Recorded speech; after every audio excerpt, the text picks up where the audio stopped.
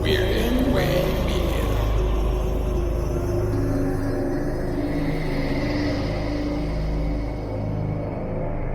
Hello, twisted humans. Do you find yourself wanting to know more about the latest murder, conspiracy, cult, or haunting? Then this is the podcast for you. I'm Alecia. And I'm Sierra, and this is Twisted and Uncorked.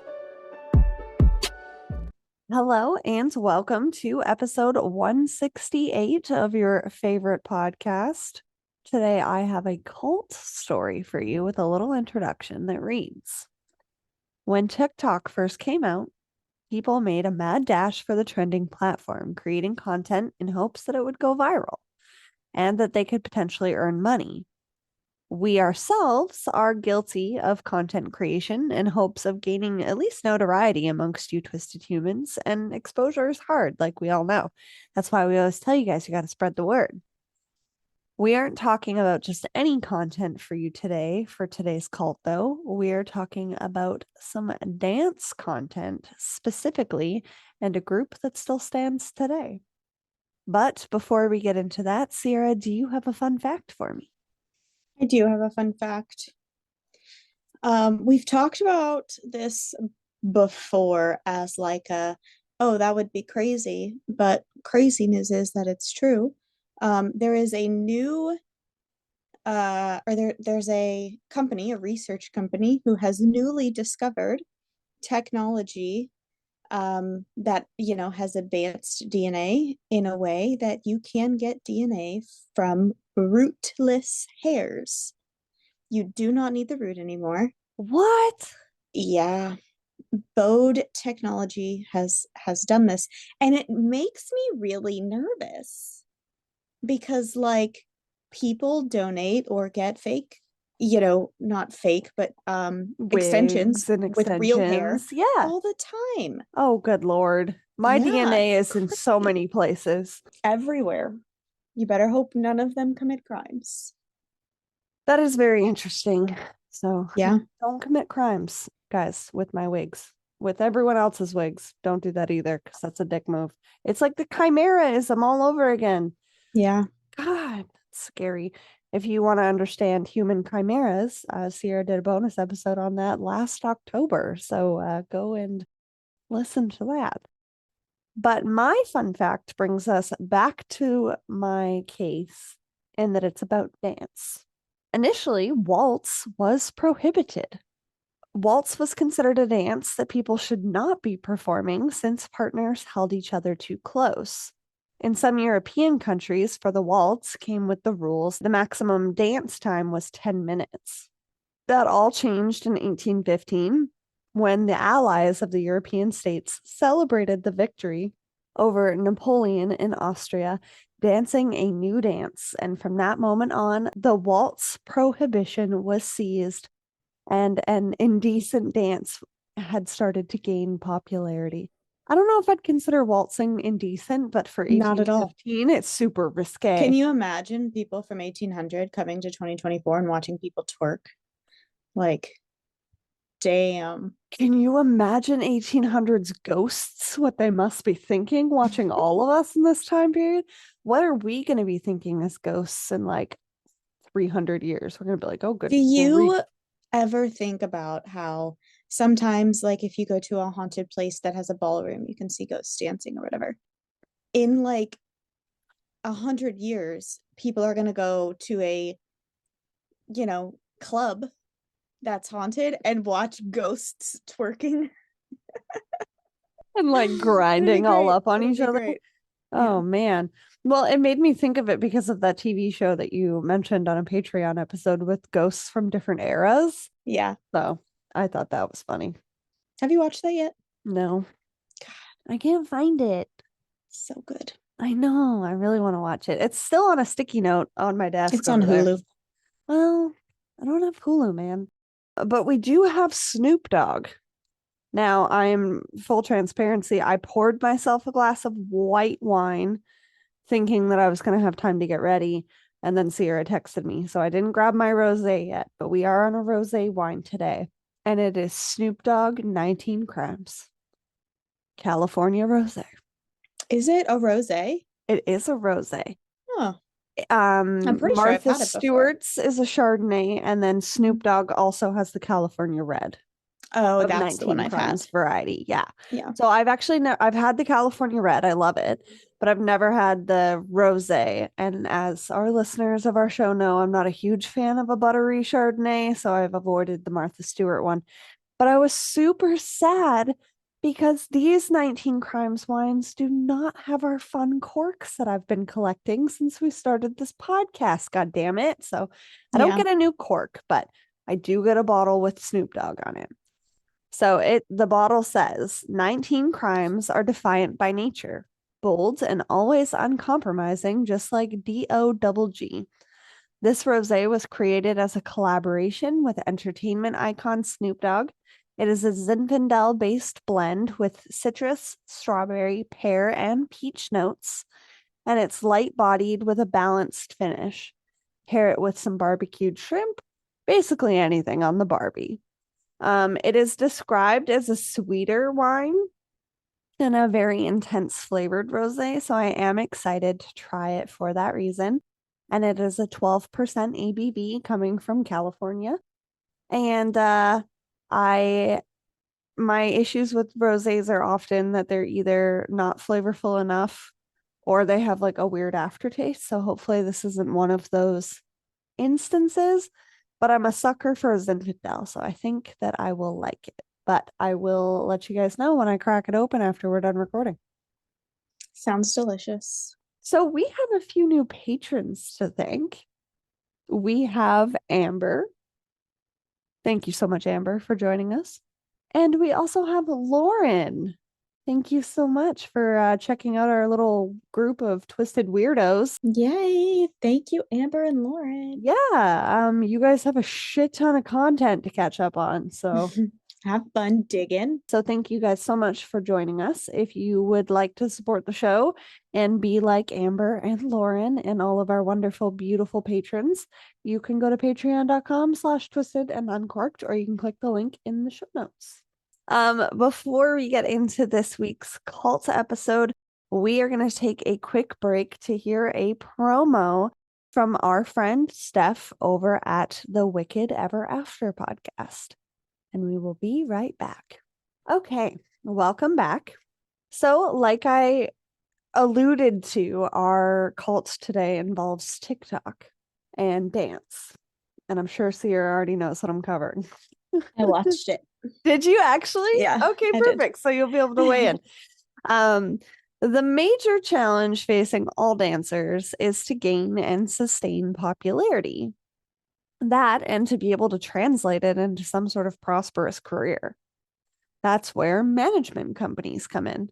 They play a part in helping creators devise posting plans and finding publicity opportunities to showcase their talents. That's what they're supposed to do, at least.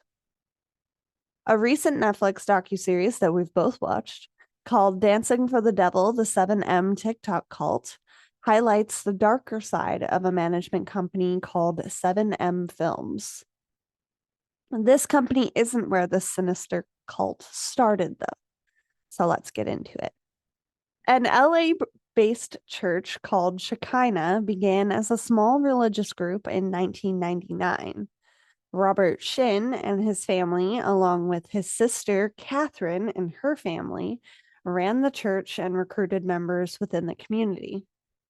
At first, it was only a small church, about 15 members, mostly being fellow immigrants in the area. Meeting new people is tough, and they exuded a welcoming and warm atmosphere filled with love. Two of the sisters featured in the docuseries were Melanie and Priscilla Lee.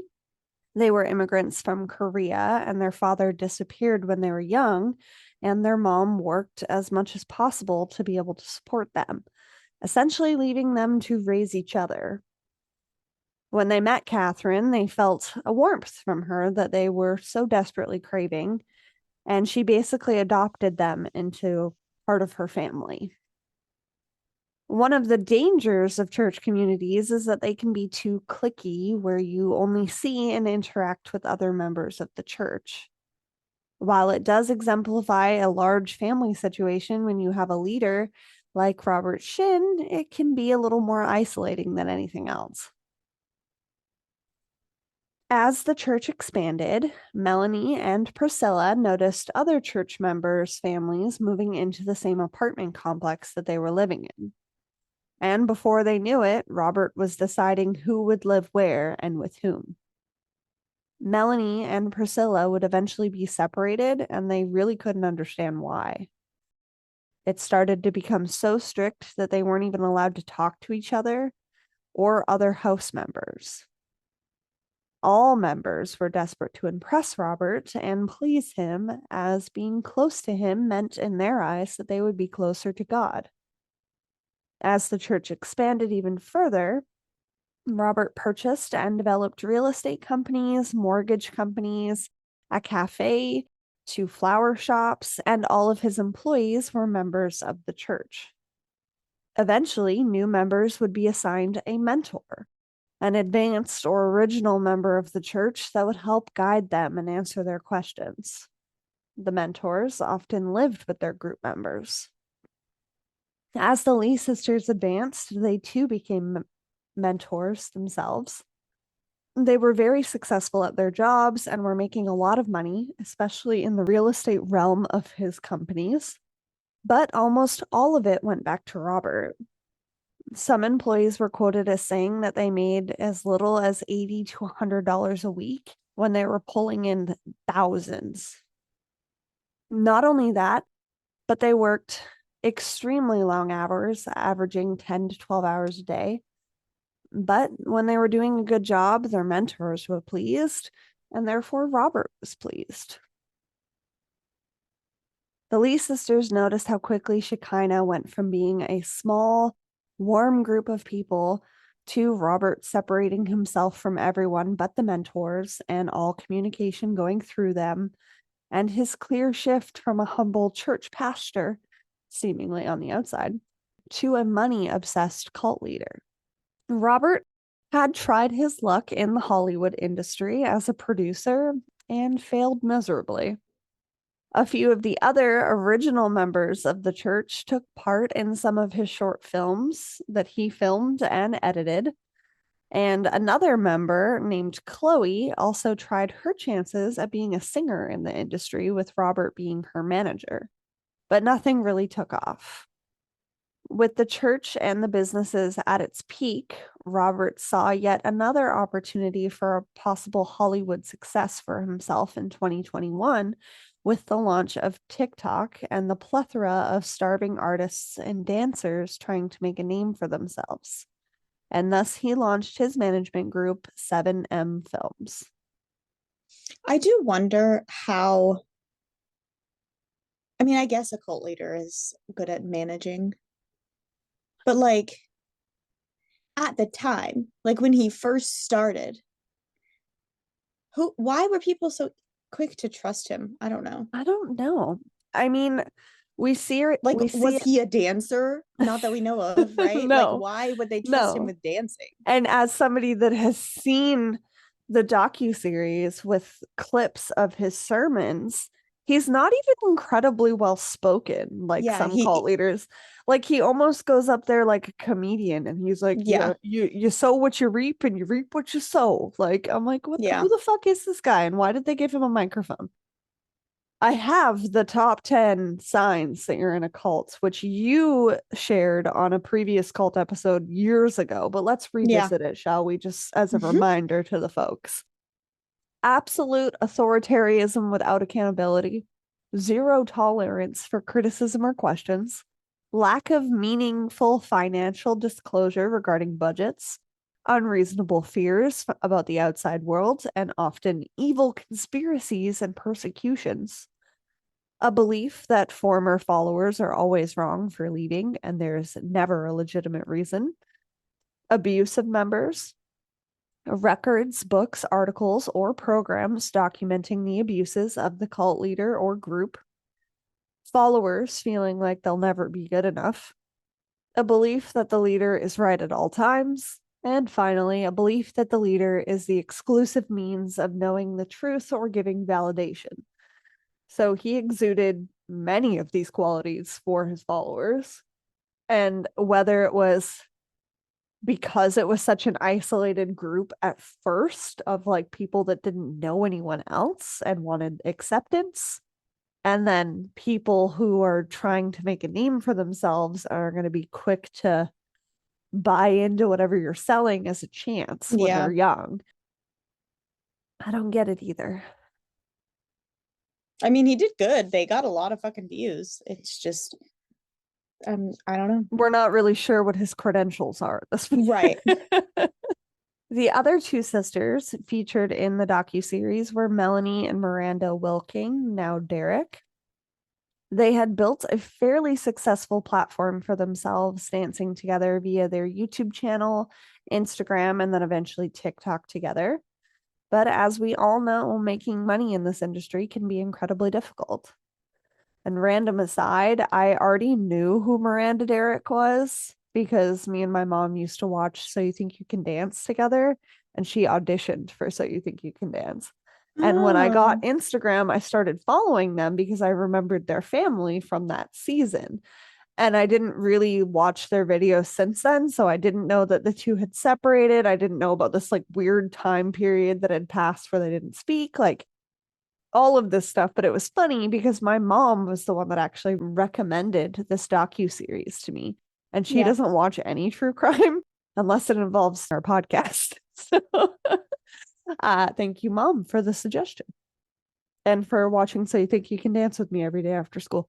The Wilking family was very supportive of their girls, and when Miranda started talking about an opportunity to get professional representation by the head of the Shekinah Church, she excitedly shared with her sister and other talented dancers that they had built friendships and collaborated with in hopes of bringing everyone the same success.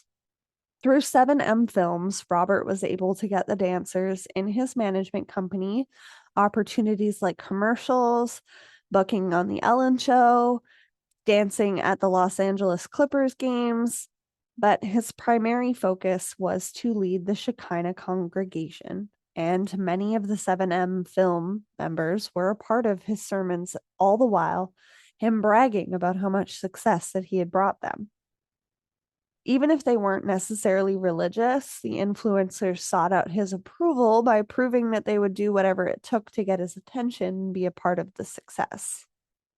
Much like the other group members were willing to work as hard as they could in all of his businesses to get his attention and his approval. It's always for their fucking approval, guys. If you have to work this hard for someone's approval, it's not worth it. Yeah, if you feel like you have to work hard for someone's approval, go to therapy. That's always Sierra's advice for everything. Go to therapy. Because it's good advice. Like, these people aren't, if they could not seek his approval, they would, but they can't because there is something wrong. And they should talk about it and get therapy because that is a trained professional. They didn't have a loved one in their life to recognize the damaging thought pattern and be like, and if they did have somebody loving in their life that recognized that damaging thought problem, they chose to ignore it, like the Wilkins, or specifically Miranda. Unfortunately, much like his other employees, the dancers didn't see a huge increase in what they were already making, with all of their earnings going back to 7M, Robert, and the church. They were growing a following, though, that many of them weren't used to, and they were used to the starving artist lifestyle, so they kind of just went with the flow, enjoying the opportunities and notoriety that came along with it, at least for a while. Melanie Wilking started to get a little hesitant when it came to the 7M, and started to distance herself from the church. But Miranda was still deep within the community. She'd even started dating a fellow dancer. One of Robert Shin's most controversial practices was telling his followers that they needed to, quote, die to themselves and their families. One former 7M dance member explains the concept of what this means. Quote, dying to yourself means whatever you want or whatever you need, you have to die to it. because whenever you die to something, it'll come back to life and resurrect itself. I.e., meaning if you commit to something wholeheartedly and put your whole self into it despite anything and everyone, and it will reward you in some way. It's a little problematic. Yeah. I mean, I fully endorse committing to something. I've put my heart and soul into this podcast for 4.5 years. Right, but But you're it not is gonna quit not your job until you can. Yeah. And I'm not going to isolate myself from every support system in my life in order to make it happen. Case in point, most of our friends are other podcasters. We're trying to build each other up. Yeah, most things, contrary to dying to yourself, actually come to fruition with the help and support of people who love you. It's a weird concept, I know. Yeah. Another former 7M dancer added that they were taught to, quote, die to your family in order to save them, referring to the chance of them getting into heaven one day. We see this dying to your family play out in the Wilking sisters in the docuseries. In the series, Melanie Wilking explains that she and her sister were inseparable until Miranda joined 7M, even going as far as to get married without telling her family. Neither of her parents or Melanie were able to get in touch with Miranda or any of the former friends within the church. Many of the parents affected started showing up at the last known places that their kids were seen and following their entire journey online. But essentially, they became ghosts to them. When the Wilkings had had enough, recognizing all of the damaging signs of what was clearly a cult, they decided to fight social media with social media, going live on Melanie's page in the summer of 2022. Their words created so much buzz online that a spotlight was directly shone on Robert Shin and his practices. In correlation with the Wilking family's accusations, many members came forward and accused him of sexual, emotional, and financial abuse. During one sermon, several young members of the church loudly confronted Robert at the stage about sexual abuse that he had put them through. Apparently, Robert was looking for a wife, a woman of God, so to speak, and was basically taking auditions. Little did these women know that he had already married somebody. He admitted that while he was the chosen one, so to speak, that he was still a man and subject to temptation, and asked his church members to forgive him. What the fuck? Like, sir, disgusting. Keep it in your fucking pants. You're gross. Catherine, his sister, took the side of these abused women and left the church along with several other members, including 2 of his original members that I mentioned at the beginning, David, who took place in his acting and was his right-hand man, so to speak, and Chloe, who had been one of the original talents he was trying to exploit. To the new members of the church brought in through 7M, this was a huge red flag. If your main people, your sister, and so many people can't trust you, why should they? Many of the dancers were scrutinized when everything came to light, even losing opportunities for being tied to Robert Shin. So many left as well. But some, like Miranda Derrick and her husband, stayed. Following all of this, Robert decided to loosen his grips a little on the remaining members, allowing them to finally see their families. The Wilking family says that they're happy to have Miranda back in their lives, but they feel like they don't actually have their daughter back. They have agreed not to voice their concerns about her involvement with Shekinah or 7M on her threat that if they continue to speak badly about it, that she doesn't need to speak with them at all. Her mom was quoted as saying that she's completely brainwashed. I can't even imagine the pain and the strain that this has caused on all of the families involved. Like the one parents that were like standing outside their son's house every night. I was like, God, I'm bawling my eyes out. Like, and what do it's you so do? awful because like like he has for sure completely brainwashed them. Like, Yeah. so on the one hand, it's like this girl, right? What's the, not Miranda, the other one? Melanie. Melanie. There's two Is Melanies, like so it gets confusing. the sister is like, you're in a fucking cult, and Miranda's like, no, the fuck, I'm not. And so, like, on one hand, you're like, okay, she's the one in it, you know, it's probably fine. But when people start leaving and talking, like, you can't. How is he explaining that away? Right. You know what I mean? Like, Well, he they couldn't. are That's why he so, lost so many members in that but one not like them. month period. Yeah. Like, how fucking brainwashed are they? Yeah. Like, he And has completely ruined their brains. and there's got to be, I think it was in the first episode where they all went to that creepy dinner, like when Miranda Yeah, was first trying to introduce Melanie to the group. yeah, yeah, And it's like there's a reason that her alarm bells were going off and that she was yeah, that uncomfortable. We say it in so many episodes of this podcast. Listen to your gut. If something feels wrong, it's probably wrong. yeah, Or if something feels too good to be true, it's probably too good to be true. Like, I'm not saying don't trust opportunities that come your way. I'm just saying look at it with a critical mind, like Melanie did, and like so many other of these members started to do. It's just really unfortunate that this is still this family's reality, yeah. and so many other families for that matter.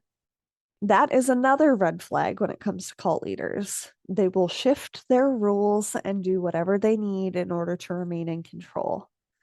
It was so important to isolate them from their families before for control, but now that they were pushing back, he gave them an inch to keep taking miles. Melanie Lee was approached by Robert and praised for all of her hard work and dedication. He also told her that he found her very beautiful and that he wanted her to become his mistress. He also encouraged Melanie to have sex with other members of the group. So now he's pushing the bounds sexually. Now that he's gotten away with abuse and people Yeah. confronting him, he's going to push it. In some fucked up way, I think that was his way of being like, it's okay to have sex with me because you should also have sex with everybody. Everybody should just have sex. I feel like that was his way to just, like, I don't think he actually wanted her to have sex with other people. He just thought that that it would justify it, like, in her mind, like, Yeah. oh, he's not us like harassing me for sex, he's telling me to be sex positive. But Yeah. that's not the way it fucking came No. off. Like, not at No. all. No. When you bring somebody into and we've seen it with so many other cult leaders, it's like, come into my office. Let's talk about how well you're doing within this group. Melanie did manage to escape with the help of one of her friends, and she left the church. She tried desperately to bring her sister Priscilla with her, but she refused to leave, causing them to be separated for over 10 years. Crazy. Can you imagine not talking to Cheyenne for 10 years? Like, that's No. nuts. He tried to do the same thing with Priscilla after Melanie left, convincing her that spending time with him would cure her of the obvious evil brewing within her. He saw her fear of going to hell and used it against her. He would have her massage him and slowly desensitize her into more sexual acts. She didn't want to do it. She didn't feel good about it, but she thought that she had to serve him even more, especially to save Melanie's soul as well. One day, Robert's wife, Hannah, completely lost it on Priscilla. She destroyed her room and beat her up. When Robert heard the commotion that was going on in the other room, he told Priscilla that Hannah had done nothing wrong. In that moment, the smoke and mirrors was kind of broken for her. She decided that she would rather go to hell than live in a situation like that. Yeah, you're living in it. Yeah. This is hell. Agreed. To this day, Robert Shin refused the sexual abuse allegations, despite everyone in the church hearing him admit that he had been quote unquote lustful. And he refused to participate in the docuseries when everything came to light as a result. If you have nothing to hide, why not comment? Yeah. According to CNN and according to the docuseries, as we see them violently approach him with lawsuits, Yeah. which I'm like, let's go. The entire last episode, guys, if you haven't watched it, is just kind of a shitstorm. But it's in the best way. Yeah. They've got walkie-talkies and they're like trying to serve him. It's hilarious. Baseball bats. Yeah. Like, I love it. I love it so much. ready. According to CNN, Robert filed a defamation suit against former church members who claimed that he is quote unquote running a cult. 3 of the former 7M dancers joined in this, causing a cross complaint with former church members against Robert Shin, his wife, their community members, and other affiliated individuals. In the suit, they accuse the defendants of fraud, forced labor, and human trafficking, as well as Robert of sexual battery and abuse. The suit is still ongoing and is expected to go to trial in July of 2025, so expect an update from us. But that is kind of where the case stands today. People are still coming forward with all of this information, and he is continuing to deny it. So, what's great about a suit? What? Because he is the one who filed it. Now, the people who he filed it against has the right to seek evidence, and they can ask him for things that will prove that he did those things. Yeah. So you filed the suit, buddy. That means you got to give up all the evidence. Yeah. That's why if you do something wrong, if you're the one who's doing something wrong, you should never file a suit telling people that they're lying about you. All it's going to do is give them a reason to prove they're right. Exactly. I will say that all of the information that I've shared with you today is publicly available with sources on our website. And my primary source, of course, was the docuseries that highlighted it so well on Netflix. It was released just a few months ago, so I would highly encourage you guys go and watch that. And I will say that everything that Sierra and I have said today is our opinion, and everything else is freely on the internet, so please don't sue us. I gotta say that in all ongoing cases because I get scared. And I am not Netflix. I do not have the resources that Netflix for does, educated purposes only. Yeah. Allegedly. Okay? Allegedly. According to the sources. Yes. Please Not check us. those out on our website. Don't get mad. But like I highlighted mid-episode there, he exudes every sign that you're in a fucking cult. So yeah. And I will just say, because we throw around the word cult on so many episodes in such a, not a derogatory way, but in like a what the fuck kind of way, like this is a gross group to be a part of. But so many of the people that were interviewed in this docuseries like hate admitting that they had fallen victim to being a member of a cult. So I just want to say that, cult leaders sway so many people for a reason. Like it doesn't make you a weak person. It doesn't make you a non-critical thinker. You got scammed. You got catfished. Yeah. You thought you were joining a management company. Turns out it was cult. It happens to the best of us. Pretty much everybody. Yeah. Like I don't want to get too dramatic, but our fucking government system in America is a fucking cult, okay? Basically. It happens to us all. Yeah. So I just wanted to remove a little bit of that shame because we see in so many crimes that people don't feel comfortable coming forward because they do feel ashamed of whatever happened to them. So I'm trying to make this podcast a shame-free, judge-free environment for the victims involved. Definitely. And that is something that Sierra and I have exuded from day one. So if you have been a member of this church or, 7M Films and you want to reach out to us, we would love to hear from you. And, we're sorry that this happened and is still ongoing and causing people pain.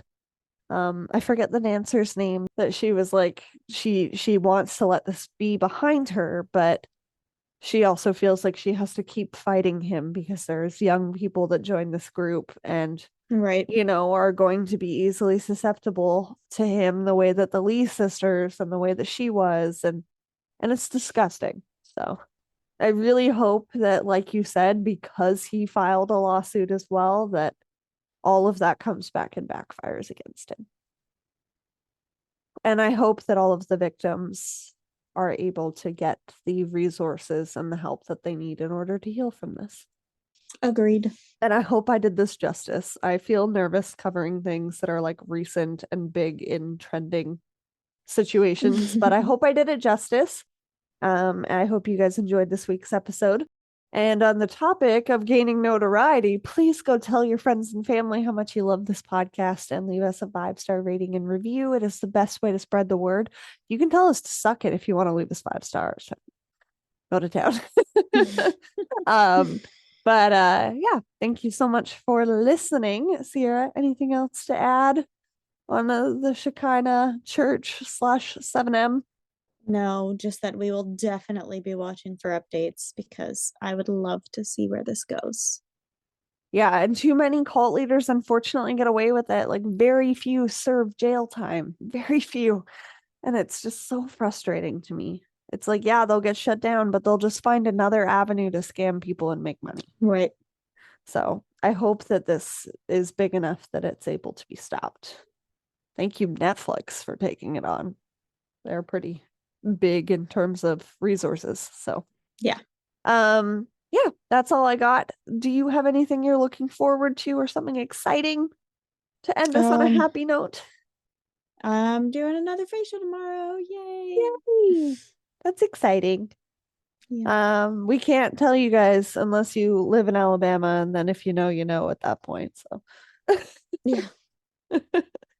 But I'm very proud of you for putting yourself out there and, you know, businessing yourself. It's not easy. Yeah. So. I am having a tough week, to be honest, but I am very excited to have a bath and maybe read a little bit of my book tonight. I'm gonna take the little wins in today. And edit an ad clip for our urban legend. That always Fun makes times. me laugh. But yeah, we love you guys lots. If you want more content from us, feel free to check out our Patreon page. We have tiers starting at just $1. We will see you guys next week for Sierra's murderless episode. And in the meantime, keep it twisted. Twisted and Uncorked is a proud member of Weirding Way Media. Hosted and produced by Sierra Zorn and Alecia Watson. If you like the show, don't forget to leave a 5-star rating and review wherever you are listening now. It really is the best way to spread the word. You can check out all things Twisted on our website, twistedanduncorked.com, and we will see you next Tuesday for a brand new episode.